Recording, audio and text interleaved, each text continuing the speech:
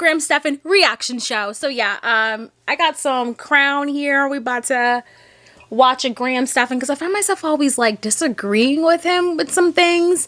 And you know, I'm poor, so maybe that's why, and he's rich, so maybe he's doing something right. Well, obviously he's doing something right, but you know, your girl's still gonna react to him anyways. Millionaire reacts, living on $75K a year in New York City, Millennial Money. And just so we're clear, I live in that New York, Connecticut area. Like I'm in Connecticut, but I drove to New York to get this because our liquor stores close mad early. So yeah, let's just get right into it. Welcome back to the Graham Stephan Show. My name is Graham and welcome to my show, and it's that time of the day again. It's my wait for it, Millennial Money. I get so excited to watch. Okay, real quick, $75K a year in New York City, I would say is probably, hold on, 60% is what this chick is actually making. So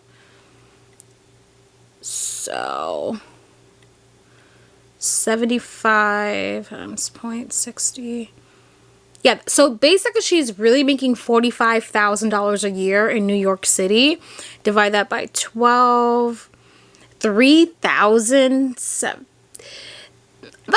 doable if you're like single, I guess. $3,000, almost $4,000 a month.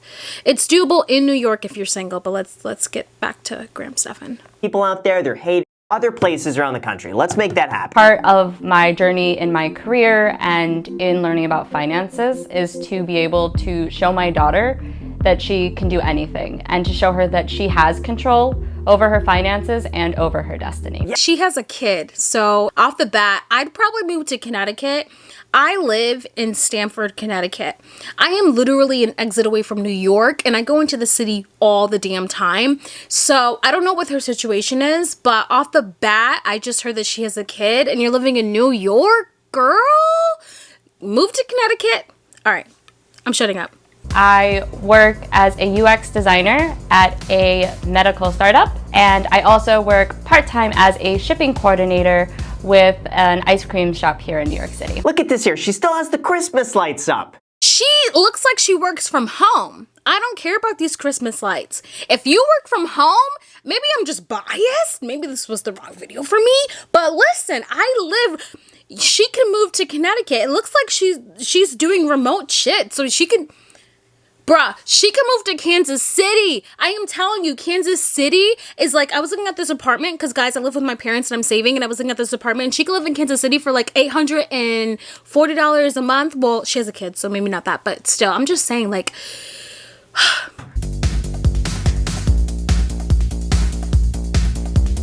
It's not bad. $75,000 a year working from home. That's pretty good, but the only downside is New York City. Extremely expensive. So just take $75,000. That's nice, right? Then chop that down to 60 after tax, and then chop that down to 45 when you account for the increased cost of living in New York City. So it's really like she's living $45,000 a year anywhere else. hey! I live in a brownstone on the Upper West Side, and I actually live in my childhood home.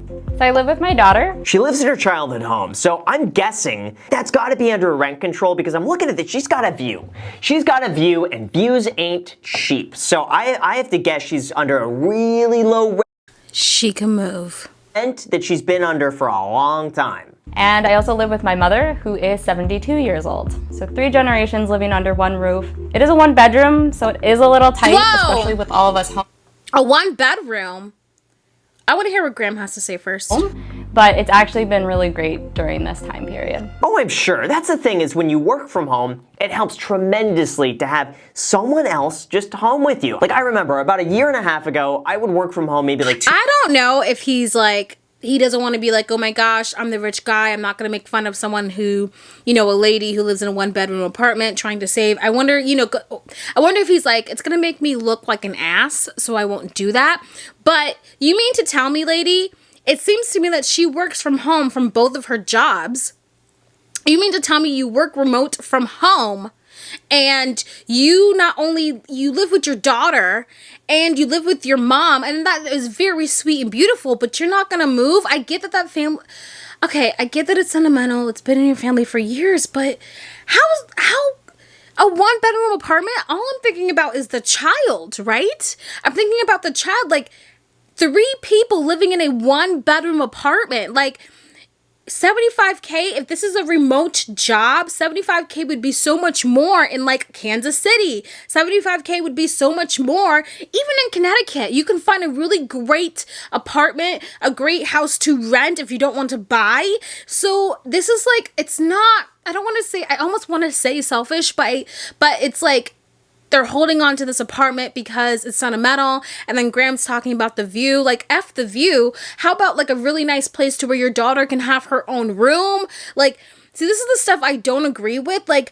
don't like live horribly because you want to live in New York. Okay, New York is not all it's cracked up to be. Like, it's beautiful. I mean, and maybe because I go there often, it's nice. It's fun to wine and dine, fine and dine, whatever the hell the terminology is. But honestly, go somewhere else and visit New York. Go somewhere else and there's plenty of beautiful views. I promise you there is. My second year at FIT, my dad ended up passing away very suddenly. With his passing, I kind of lost the spark for graphic design. And so I ended up pivoting and moving into pastry school. And I was thankful enough that my mom actually paid the huge portion of that school, and I was left with only $3,000 in my name. Wow, pastry school. Look at that. That's cool. I've seen some of those like cake battles on TLC. Just stop what you're doing for 5 minutes and listen to what I gotta say. Because if you $670 on food. I bet that's got to be for her daughter, and maybe for her mom. Okay, $670 on food actually is not really bad. See, I live with my parents because I don't pay for rent because I save up my coin. $670 for food, and mind you, it's me, my sister, mom, stepdad, and my little brother who's 11. So there's 5 of us. And my mom spends probably around like $800, almost to $900 on food per month. And there's like 5 of us. And yeah, so, and it's like literally everything everyone eats, you know? So that's not bad. Seems a bit steep there. Let's see. On also the bill of food for everybody in the household. Ah, that's what I just said. There we go. So about a year ago, I ended up getting into minimalism. I realized that I wanted to choose where my money went. So instead of my just throwing money around to buy something I think looks really nice, I'm instead making conscious decisions when I use my money. There we go. The whole financial minimalism thing. You can make conscious decisions like making $3,750 per month after taxes and taking that money and spending it elsewhere on rent, a cheaper rent, and be able to have you work from remote, lady. And then you can, oh my gosh. Like her and her mom and her daughter can pick up and start a new life. Her mom can see the beautiful view somewhere else, somewhere very cheap, you know? And you could still keep up all that money. The trick is if you're going to work remote and you're making $75,000 a year, pack your bags and go to a very cheap living place with a beautiful view, and you can really like live off of the money, that hard-earned money that you've made. That's what I would do. I'm not gonna sit here and work from home and live in an expensive place. I would okay, you guys are probably tired of me ranting. Let's take a look at our budget, though. Let's see, food, $673. Okay, but for 3 people, listen, I can't complain on that. And we got a little heater for an entire household. Yeah, see, I can't complain. Debt repayment, $538 a month. What is she repaying debt for? It's got to be for something school-related, I'm guessing. And I'm guessing she's got to almost be done with that. Let's see, debt repayment, we'll come back. I agree with Graham. That debt is kind of high. Like, I'm not trying to pay $600 a month on debt. No, thank you. To that one. Then we got savings and investments, $425.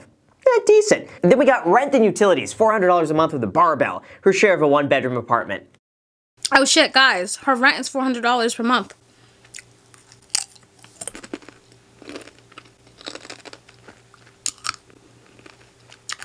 Okay, here's what I would do instead. I didn't see that $400 per month. Shit. Her rent is $400 per month. Set a date. You don't want your kid to be, what? you don't want your kid to be like in high school and, you know, she doesn't have a room, right? I mean, what kind of life is that? Just because you want to save and save and save. Like, I would set a goal for this lady. I would set a goal for herself. Like, maybe, okay, when my kid is, you know, going into middle school, that's when I'm going to either save up some coin and buy a home. Or that's when I'm going to save up some coin and rent an apartment. But the thought of having her kid go her whole entire life with no room, or like, you know, living in a 1-bedroom with 3 people, that's kind of ridiculous to me. If she doesn't have to, you know what I mean? It's different if that's all you can afford, but if you're just, you know, oh, I want to save and not really care about your kid, like having their own privacy, their own space, because at some age, her girl is going to need to have that stuff, you know? So that's my thought on that. So I would say for now, because $400, okay, that's a fucking deal. But you definitely need to, I hope she's planning. I hope this girl's planning. That's all. And listen, she's never going to get $400 a month ever in her entire life like she is now. So just keep this going for as long as possible. Then we got discretionary, 110 with a squiggly S. Laundry, clothes, daughter's allowance. Yeah, that's the thing. I got a little allowance when I was younger. I think needs Adobe for her work, iCloud probably for work, Spotify, it's nice to have. I'll give her that. Hulu and Disney Plus. There's her entertainment for her and family and daughter. That's fine. Dental cleanings, $48 triangle, monthly average calculated from annual cost. All right. And then phone. Fantastic. This is the phone bill that we should all look at and envy and worship this phone bill. I wonder what kind of phone bill she has. I admit my phone bill is something that I personally need to work on. My phone bill is over $200.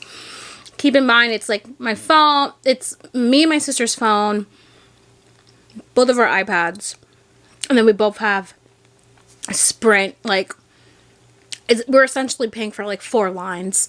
So yeah, that's something that I'm trying to cut down. I just recently cut down on my car insurance. Geico was charging me, almost like $286 per month on car insurance. And then I switched to Progressive, who literally was like, oh, you were with Geico. And then they started charging me $142. So, yo, if you guys are with Geico, try to see what Progressive is offering you, because I got offered literally like half of that shit. Literally half is what they gave me. I don't know if it's because they knew I came from Geico, so they were giving me a deal, but now my car insurance is $142. $35 a month. This has got to be some sort of like a prepaid plan. That's fantastic. So pre-pandemic, my career trajectory was to become a general manager and continue to move up the managerial ladder, maybe even into operations in the food industry. Yeah, I'm going to tell you. Did you know that you can make money from YouTube without creating videos? No, I didn't. That's right. Managers in the food industry, it is so time intensive. I had a friend in high school who became a manager at, he was like a head chef of some sort of restaurant.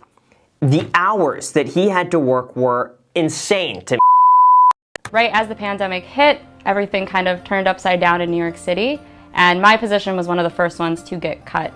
It was really tough because I did sit my daughter down to let her know that I was no longer going into work.